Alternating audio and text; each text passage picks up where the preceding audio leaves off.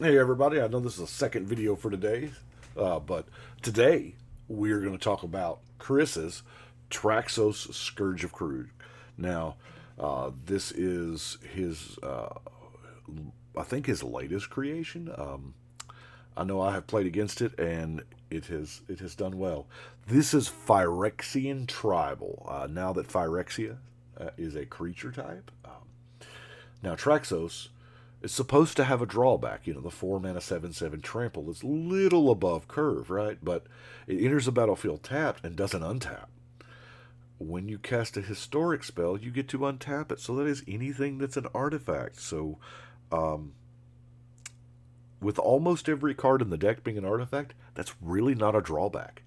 Not at all. So, let's get into it.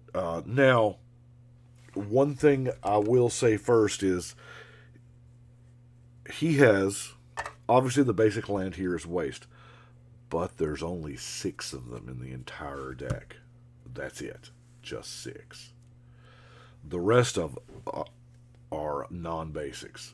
So we're going to go through those at the end, which I really love that choice because you don't have a lot of access to instants and sorceries, so your lands with crazy abilities do a lot of things. So let's look at our Phyrexians first, right? We have the Phyrexian Marauder. Uh, Phyrexian Digester. Infect is a theme that kind of runs through a lot of the creatures in the deck because, you know, in the Scars of Mirrodin block, that's when we got Infect. Anything that was, you know, obviously Phyrexian tended to have Infect.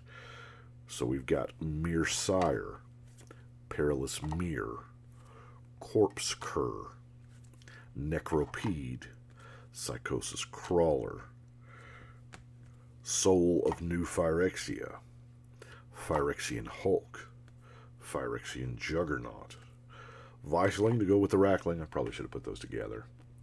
This may hurt a lot. Phyrexian Revoker, Core Prowler, Ichorclaw Mirror, Peace Strider. Oh, there's the Rackling and the Rackling. Now, he has a bunch of equipment here, but there are a few creatures that are not overtly Phyrexian, but you kind of need them. You know, we have the Shimmer Mirror that gives, you know, flash to just about everything you've got. Chief of the Foundry, of course, is a champion, and then the Golem Artisan. I mean, this is one heck of a magic card. Now, the inclusion that I love here is Staff of Domination. So the deck does not have a problem producing mana. And in a pinch, if you are out of cards, if you draw land and you need to untap Traxos and you don't have a historic spell to cast, you can just untap it with the staff. Or you can draw cards or whatever you need to do. It's just the Staff of Domination is just such a toolbox of a card. But let's look at some ramp, shall we? This is like Ramp of the Dreams here. In no particular order. Skyclave Relic, because it will undoubtedly always be kicked. You know, so you get 3. Yeah, that's pretty good. Hedron Archive, of course, also doubles as card draw. Pristine Talisman. Mind Stone. I consider Foundry Expector in this deck. That's ramp. I mean, it makes every other card in your deck cost 1 less. Almost every other card. It's Basalt Monolith. Soul Ring. Mana Vault. Mana Crypt. Yeah, it's beautiful stuff, isn't it? Thought Vessel. KCI. I mean, this is a beautiful card anyway because, I mean, it's Crackling Ironworks. Everflowing Chalice. Prismatic Lens. Jor's Familiar, another buy down card. Wayfarer's Bauble. Unstable Obelisk. Dreamstone Hedron, and Palladium Mirror. Like I said, the deck does not have a problem generating mana. Forsaken Monument is a beautiful, beautiful card in this particular deck. Oh my gosh. It is just what the deck needs. You don't think that +2/+2 matters that much, but when you've got those 1/1 and 2/2 infect creatures, oh, it matters a bunch. We have Ingenuity Engine. Sacrifice an artifact to bounce an artifact. Okay. You can loop some crazy stuff that way. Key to the City. Yeah. Tap, discard a card. Up to one creature can't be blocked this turn. This is another version of what I use, Rogue's Passage. I'm pretty sure there's a Rogue's Passage in this giant stack of non-basics. Let's look at our equipment, shall we? Because to Whisper Silk Cloak, of course, the unblockable.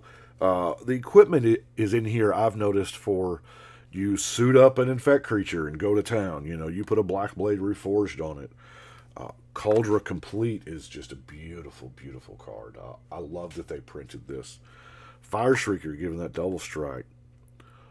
Prowler's Helm, can't be blocked by walls. This actually matters in our play group.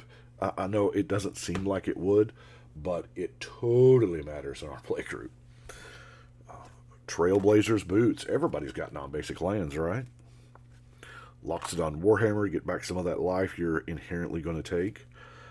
Swiftfoot Boots, Nettlesis, Darksteel Plate, that's pretty good. But the best one is Commander's Plate. This is just outstanding. Equipped creature gets +3/+3 and has protection from each color that's not in your commander's color identity. Oh my god, it gives it protection from color. Wow. That is, yeah, that's amazing. So, some card draw action. We have, he's got the one of rocks that replaced himself, but it actually gets the artifact count up. You know, you spend 1 mana, and then one to activate it, you get to draw a card. Kind of similar to the Chromatic Star. Love that art. Introduction to Prophecy. Scry to draw a card. Lore Seeker Stone. Most of the time, he's just going to play 3 for this because he's got so much mana, he's just going to play everything he gets. The Prism, of course, draws a card. Sandstone Oracle. Sandstone Oracle is the reason why all of those bounce target artifacts back to your hand are in there. So you can get repeated entry triggers from this thing. And then Mystic Forge. This is a foil Mystic Forge, Chris. Because, I mean, it's not card draw, but it's probably better than card draw. Especially, you know, with everything else that's in the deck.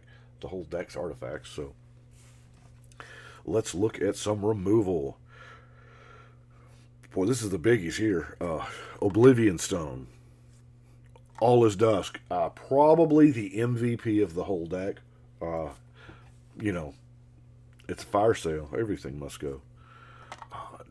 Nevernal's Disc. Not of This World. Meteor Golem. Introduction to Annihilation. I love that we got these lessons, these colorless lessons, so that it made decks like this possible, or to help decks like this. So let's look at our non-basic lands. We have Arch of Azorka, you know, draw a card. Rogue's Passage, Evolving Wilds, Opal Palace, Tyrite Sanctum. That's not bad. You know, I'm sure the Phyrexians don't have a problem turning Traxos into a god. Terramorphic. Bonder's Enclave is really neat. I mean, you're gonna have the creature requirements, so 3 mana tap to draw a card, so that's beautiful. Guildless Commons, got that bounce land. Scavenger Grounds, exiling all them yards. Ruins of Oran Reef does a lot of work. Don't underestimate this card. That Glare's killing me. Crystal Vein, Temple of the False God. War Room, right? Pay 0 life. Beautiful. Urza Saga. He's got the sketch Urza Saga. You know, it's a land. Yeah. Urza's Factory to make them blockers. Mishra's Factory. Myriad Landscape, of course. I think he specifically has 6 wastes in here because I think all of the cards totaled together, the baubles and the Terramorphic and Myriad, I think all that adds up to 6 basics. I could be wrong. I haven't exactly done the math, but I think that's why. Zoetic Cavern. Cave of Temptation's neat, 2 counters. Shrine of the Forsaken Gods. Stalking Stones. Getting Up and Walking. Mystifying Maze. Darksteel Citadel. Field of Ruin. You gotta... I actually like when somebody else pops a Field of Ruin because it's in a multiplayer. If you're not one of those 2 players, you just benefit because it says each player searches their library. That's neat.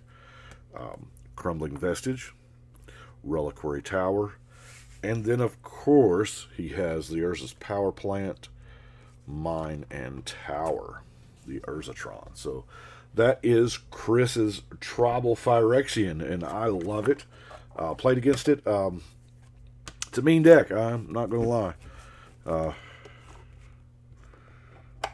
Put it back in. Oh, let's get his basics in there. By the way, Chris, you will need to shuffle this when you get it back before you play it. But that's what I've got for today. I appreciate y'all watching. Y'all let me know, and we'll see y'all next time.